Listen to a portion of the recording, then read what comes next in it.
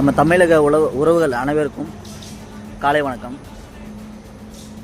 இப்போ இருக்கிற சூழ்நிலையை பார்த்தா டிஎம்கேவும் ஏடிஎம்கேவும் கூட்டணி வச்சிட போகிறாங்க அப்படின்னு சொல்லிட்டு இந்த பைத்தியக்கார மீடியா தான் வளரிட்டு இருக்காங்க. அப்படின்னா அதை தூக்கிட்டு இந்த ரெண்டு பக்கமும் டிவிகேவோட எதிர்ப்பாளர்கள், அதாவது ஜூம்பி கட்சி, அப்புறம் ஊபிஸ் கட்சி, அப்புறம் அடிமை கட்சி, இதில் இருக்கிற எல்லா முட்டாளுங்களும் அதை தூக்கிட்டு சுற்றிட்டு இருக்காங்க.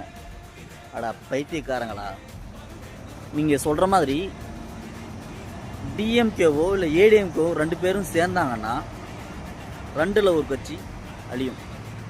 அதை பற்றி யாருன்னா யோசிச்சிங்களாடா? ஏண்டா சரி, அந்த டாப்பிக்கு அடுத்து வருவோம். நம்ம தேவையில்லாத, அது சம்மந்தமே இல்லை ஒரு டாபிக். எனக்கு என்னென்னா, ஒருத்தன் 86% ஓட்டில் ஒரே ஒரு கட்சி, வெறும் கட்சி நான் ஒன்று ஆரம்பிக்கிறேன்னு சொல்லி 3 வருஷத்தில் 41% வாங்கி ஜெயிச்சிட்டான். அது உங்களுக்கு பொறுக்கலை. சரி, அவன் 41% வாங்கி ஜெயிச்சு உக்காறது உங்களுக்கு புச்சரிச்சல் ஆகுது அப்படின்னா, எனக்கு ஒன்றே மட்டும் புரியல. மிச்சம் 60 + ஒரு 70 கட்சிங்க சேர்ந்து இவ்வளோ பெரிய தோல்வியை தழுவின்னு அப்புறமும்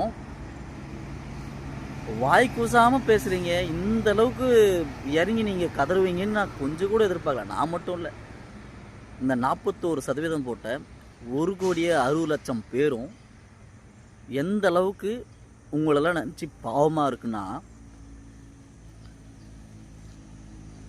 ஒரு சிட்டிங் சீஃப் மினிஸ்டரையே 30,000 ஓட்டரை தோக்கடிச்ச எங்கள் தலைவருக்கு வந்து 3 வருஷத்தில் இவ்வளோ பெரிய பெரும்பான்மையை காட்டின எங்கள் தலைவருக்கு இதெல்லாம் ஜஸ்ட் எல்லாத்தையும் மாதிரி தான். எல்லாத்தையும் மாதிரினா இப்போ வரைக்கும் பார்த்த எல்லா பிரச்சனை மாதிரி இதுவும் ஒரு பிரச்சனை, அவ்வளோதான்.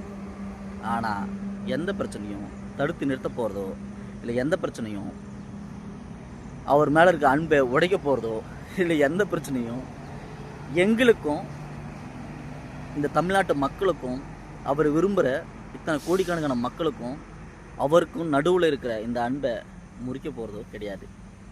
இதனால் என்ன ஆகும்?